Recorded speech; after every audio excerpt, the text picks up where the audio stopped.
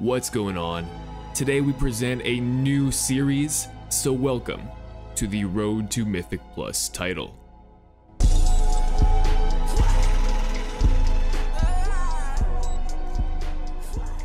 Now this is something I've been wanting to do for a while, that is trying to push Mythic level keystones to the point of being in the top 0.1% of the player base. And specifically, we're doing this from the perspective of a player that's moderately new to retail, or in other words, as somebody that comes from a classic World of Warcraft background. The last time I really played WoW as a current thing was back in Cataclysm when I was like 10 or 11 years old, and I haven't really touched the game since. With the launch of Classic in 2018, I ended up coming back to the game and playing through the Classic, Burning Crusade, and Wrath of the Lich King expansions. And only recently with the launch of Dragonflight did I get back into playing retail. And it was specifically Mythic Plus that drew me back to the game. When I returned to the game with Classic WoW, what I soon realized is what I really enjoy doing is competitive PvE content, which, in the form of Classic WoW, came in the way of speedrunning raids. And I think this lends itself to the allure of Mythic Plus, since it's essentially a 5-man speedrun. And the idea of being able to compete with a 5-man team seemed like a lot of fun to me. I remember specifically watching the MDI in Season 1, Dragonflight Season 1 that is, and thinking to myself, man, this shit looks cool as hell. So shortly after I got back into the game, Season 2 dropped. A friend of mine that played Classic also played retail, and he was able to sync me up with his retail guild, which then got me into Mythic raiding. I was part of a cutting edge guild. Although I didn't get the cutting edge kill myself, I was too busy with Ice Crown Citadel prog and couldn't make it for our Sarkareth kill. So I guess I myself haven't gone cutting edge, but I've played with a team that has, and we're currently progressing through Amirjasil. So I think it would make for a fun series to document my journey from the current point of my Mythic Plus, we'll call it progression, to eventually and hopefully reaching the top 0.1% of players and obtaining the season title. Now, because my background comes from playing Classic, what I plan to do with this series is to try and cater the earlier episodes to as wide an audience as possible. So if you're somebody that's never done Mythic Plus, maybe you follow my Classic content and happen to click on this video because you were curious, I want to try and include as broad an audience as possible in case this video inspires somebody else to jump into retail and start playing. Unfortunately, however, we're only beginning to follow along with my rogue now, that's already sitting on a score of just over 3k. So all the beginning grind that would have been a part of the series, we're past that now. But I feel like I'm still a very long ways out from actually obtaining title. And so with this series, I hope to document that experience. Now, the last thing you need to understand before we can actually dive into some of these dungeon runs themselves is how Mythic Keystones work and how you accumulate rating. So each new season, just like with PvP seasons or with new rating tiers, Blizzard will drop a set of 8 dungeons that have a scaling difficulty. That scaling difficulty is indicated by the level of your keystone. As you can see here, I'm doing a plus 23 Murazon's Rise. This number corresponds to the percentage increase in the health and damage values of the mobs in the dungeon. Next, you might notice there's a timer. That's because in a Mythic Keystone, you only have a set amount of time to complete the instance. Going past that timer generally means you failed the key. There are some exceptions here, but for our purposes, we'll just assume that to be the case. With that said, the way you obtain Mythic Plus score is by timing higher and higher level keys. You gain score or rating from each of the highest level keys you have timed, and the cumulative total of those 8 dungeons is your Mythic Plus rating. So to provide some context, the goal I'm going for here is to be in the top 0.1% of players with this value, which means we need to improve our score and time higher keys. And that brings us to what we see on screen here with the plus 23 Murazon's Rise. At the time of running this dungeon, it was one of the few that I still had a sizable chunk of rating to gain if I could time a similar level key to the other keys I had timed. But the problem is that this dungeon, Murazon's Rise, is kinda hard. What makes it challenging is partly the difficulty of the trash and bosses in the instance.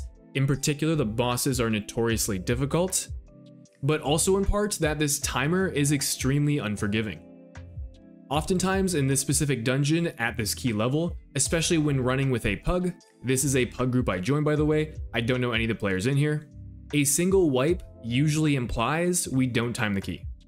Now in this run so far we've done fine. We've cleared the trash up to the first boss, which also happens to be like half of the trash in the instance, kind of crazy, and are now engaging Tyr.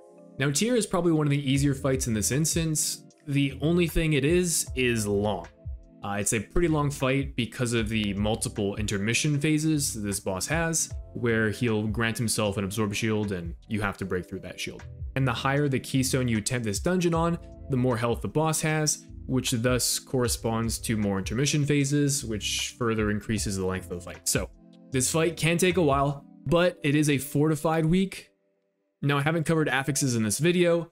I plan to cover them in a future episode just to save time here, but all you need to know is that on a fortified week, the trash will have more health and deal more damage, whereas the bosses will have slightly less health and deal slightly less damage. This is of course comparing it with the tyrannical counterpart. If you've never heard the word tyrannical before, don't worry about it, it doesn't matter. So on a fortified week, bosses are generally easier and faster to complete. And Tyr ends up being no exception as we smoothly take down this boss. Now, one thing I could have done differently here that I want to point out is towards the end of the fight, we do the final intermission and are working through Tyr's shield, but he doesn't have a lot of health left. I have my 2 minutes come up and I decide to use them on the boss. For the most part, using my cooldowns on a cooldown will be good for my damage profile. The more uses you can get out of your big damage events in an instance that's capped with time will generally be good and help towards timing the key. But in this situation, it's context dependent, because the upcoming trash pack is notoriously difficult. And because I go into it without a lot of damage, this trash pack ends up lasting quite a while and we end up having our hunter rot out to damage at some point, which, had those trash mobs died a little bit faster, may have not been the case. Now because I was able to get full value out of my cooldowns on the boss, I probably didn't lose any damage considering the entirety of the key, but I didn't have damage for a more meaningful moment of the dungeon. We were much less likely to run into issues on the first boss than we were on the following trash pack, hence why it would have been good to have cooldowns for it. Our group then proceeds to absolutely demolish the upcoming gauntlet, excluding yours truly. No way! We did need to send a second attempt, but we got there eventually. Into the Dragon 2 pack, which is also quite scary, but we did have cooldowns for this pack, and we had Bloodlust come off cooldown, so we dunked on these two dragons and moved on. We then cleared trash up to the second boss. Our tank chose to go to Morchi first, so that's where we went. And nothing really noteworthy happened. I think our hunter died at some point to aggroing some random mobs in typical hunter fashion, but things were honestly going well. That is until we engaged Morchi.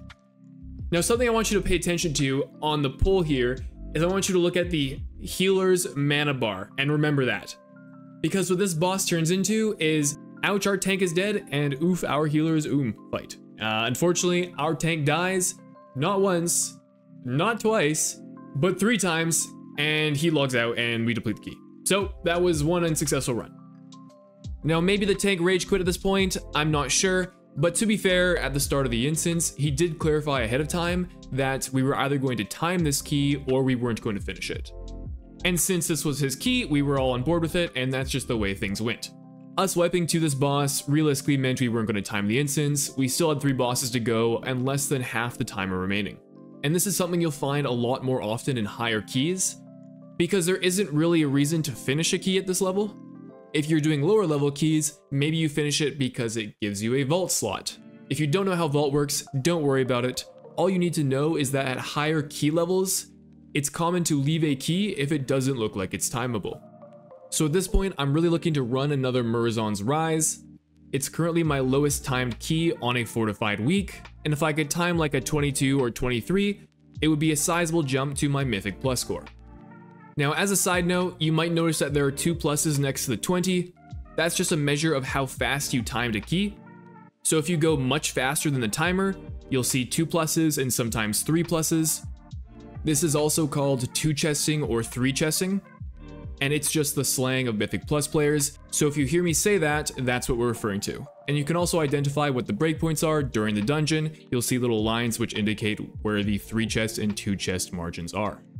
However, after depleting that last rise, I kind of wanted to mix it up, so looking at my score breakdown, I have Waycrest Manor at a 2-chested 22, so I decided to queue up to a couple groups, and eventually we got into one.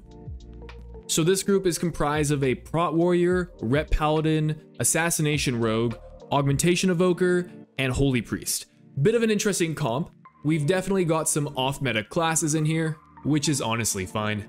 At this level of key, it's more important that players are doing the mechanics correctly and just playing their class as well. If we can manage that, we'll time the key. Now, I say that, but it is worth noting running an Augmentation Evoker specifically makes the second boss challenging, but we'll come back to this later. Now, something I like that the tank does for the first pull, as I've seen quite a lot of different pulls here for this first part of the dungeon, is the tank opts to run straight into the hallway and pull the witch with Lust. Now this is awesome for me as an Assassination Rogue. I haven't talked much about my damage profile, but essentially playing Assassination, you really want there to be one high health target and a bunch of other targets around that. This is because Assassination Rogues have great prio target damage, meaning they absolutely want to full send into one high health mob, and that damage then splashes onto everything else around it. So this pull is great because the witch, otherwise called the Rune Weaver, has a lot more health than the average trash mob. Then once we finish this pull, we go back to the start and clear the ads in the first room. We do have one death towards the end of the pull with a Scar Soul cast going off. I don't think this should one-shot at this key level, but one of the weekly affixes is bolstering, and how bolstering works is when one mob dies in a trash pack, it grants all the other mobs a % damage buff. So in this case, the one essence has like 5 bolstering stacks and just absolutely claps our paladin. We clear one more trash pack and then engage the first boss. Now this fight feels pretty awkward. I'm not sure if there's anything I could do to play this fight better, and perhaps it's just the result of playing Assassination. Because the 3 sisters constantly target swap and the other 2 take 0 damage, I'm constantly having to reapply my dots and it just feels kind of miserable. But I make sure to set one of the off targets as a focus and then just kick it whenever my kick comes off cooldown. Right as we're finishing off Malady, we get a Runic Mark cast going out.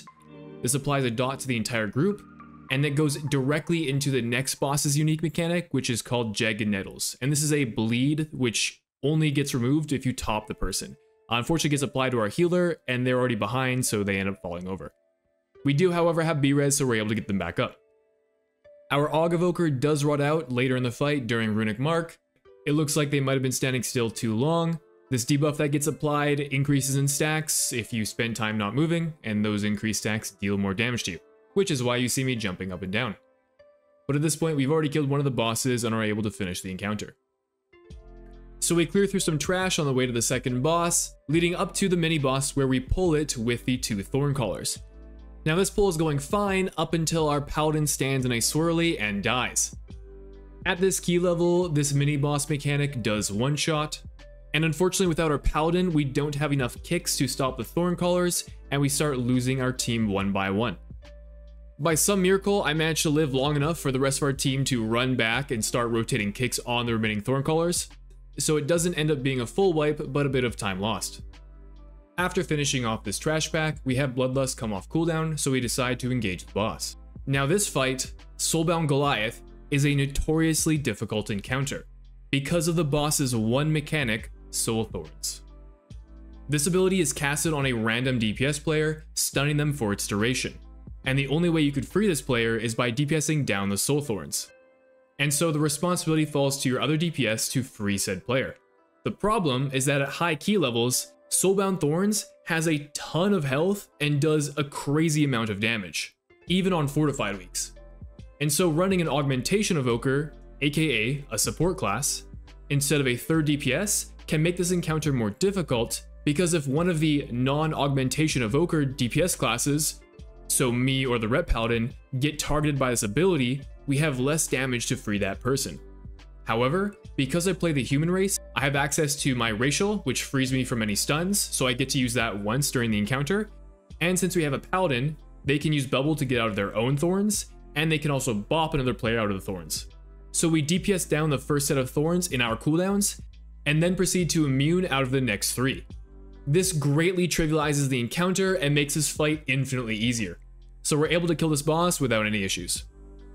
So moving on to the third boss, we clear trash on the way with little to no problems, up until the moment when we actually pull the boss. This is because as our tank is running in, our Evoker types in party chat, adds, to which our tank doesn't see, proceeds to pull the boss with a trash pack that runs through the door. Now this trash pack was unintentionally pulled and not a part of our route. It usually patrols upstairs, a considerable ways from where we actually were in the dungeon, so I'm not sure how it pulled, and I was talking with some friends after the fact. Apparently it's a Ret Paladin thing, something like one of their abilities pulls it from miles away. I don't know exactly how it happened, maybe somebody in the comments can let me know, but at this point we're forced to play it. So the trash is dragged on top of the boss, we pop cooldowns, and we actually managed to get through this trash pack, despite it being dangerous. In most routes of this dungeon, you won't see any of these mobs because they're particularly deadly, as they have multiple casts that need to be stopped. But we actually do a very good job of stopping all of these necessary casts and killing off the trash pack. The fight then proceeds as normal. We did fall a little bit behind on these servant ads. The boss ends up eating 1 or 2 of them, which honestly isn't the end of the world. We can still manage, but I then get caught in the worst entangling overlap I've ever seen. So I mentioned bolstering as one of the affixes. The other affix this week is called entangling, and how it works is that every 30 seconds or so you spend in combat, these sort of roots will spawn that slow your character until you run out of the circle. So I get entangling at the same time the boss does his frontal, so I try to run out of the way, but unfortunately I'm too slow and just get clipped by the edge. And I don't have cheat death here because of the ads that we butt pulled into the boss. In hindsight, I could have used Shadow Step on one of the other players, but in the moment, I thought I would have enough time to get out. But you know what? It's all good. The Paladin has a B-res and picks me back up, and we proceed with the fight. We've dealt with ads, we had an awful entangling overlap, we've seen all the worst this fight has to offer, and then the boss resets. Now, I'm gonna keep it a stat. I have no idea why the boss did this. If anyone knows, please let me know. Alright, whatever, we run it back a second time, but unfortunately, this boss has one last trick up its sleeve. When fighting Ral, if at any point during the fight, your tank runs out of melee range of the boss, Ral will use Consume All. This ability essentially one-shots the entire party. In this case, however, I'm the only person that dies. I guess at this key level, it maybe doesn't one-shot if you have high enough health. Now, I didn't know it at the time, but Consume All is a magic damage hit. I believe it's shadow damage, so I could have used Cloak here to live. But we go down here, it happens. Hopefully the tank learns to stay in melee range, and we can kill this boss. Well, the answer to that is nope. The boss uses Consume All again, and we die to it again. I didn't have Cloak up, so I wasn't able to use that. But it also didn't one-shot me. What killed me in the end was standing in the green slime. Had I backed out, I probably would have lived, and that's just my melee brain telling me to hit the boss all the time. So had I anticipated that, maybe I could have pressed feint or used a health pot. There were ways I could have better played around our tank's poor play. So, bit of a rough go on this boss, but we do manage to kill this pull. We make our way to the trash before the 4th boss, and at this point, the timer is looking further and further out of reach. We're cutting things pretty tight, with 9 minutes left of the dungeon, 2 to 3 trash packs, and 2 bosses remaining. So I'm not sure if the tank was feeling the pressure and wanted to go faster, or whether it was an accident and we didn't mean to pull extra, but we pulled everything and could not kick all of it. So we wipe here, and that's key. At this point, it's impossible to time the instance. However, we are kind of close to the end of the dungeon, so I stick around in case the group wants to finish, which it seems like they do, as we proceed to run back and pull the trash, this time in a more orderly fashion, before then pulling the 4th boss. Then, during the 4th boss, our Evoker disconnects and dies. I see this and think, alright, well this key's over. I don't know whether this disconnect was intentional or not, but I don't care enough to stick around and find out. So I intentionally stand in some swirlies and die, hoping the rest of the group will follow so we can get out of here. I type GG's in the chat, the tank hits me with the LOL, everyone knows where this fight's going, and then the Paladin B-reses me? Which kind of caught me off guard. I was definitely thinking that this key was over and everyone here was done, but the fact that he B-res me tugged at my heartstrings because it got me thinking, well, maybe this Paladin really wants to finish the key and I'd kind of feel bad if I left. You know what? And then the Og Evoker comes back online. So now I'm thinking, oh shit, it was an accidental DC. Now I'm the one throwing, especially if this Paladin really wants to finish the key. You know what? Let me take this battle res. So I take the B res. The moment I take it, the Evoker goes back offline and Lady Waycrest absolutely snipes me from downtown. So now we have 0 B reses, 2 our DPS dead. Surely the key's over. Well, it is for me, but the 3 of them decide to finish the fight. After which point I release and hearth out, and that's GG's. The Paladin was not too impressed with my performance, had some choice words for me after the key, and that made for an eventful conversation, but that's just how it goes sometimes. Now our Night of Keys doesn't end there. We actually end up queuing immediately into a 22 rise, but to see how that run goes and the runs that follow, we'll have to wait till next time. So if you enjoyed the video, be sure to like and subscribe, and if it's well received, I'd be excited to continue this series. So thanks for watching, and I'll see you in the next one.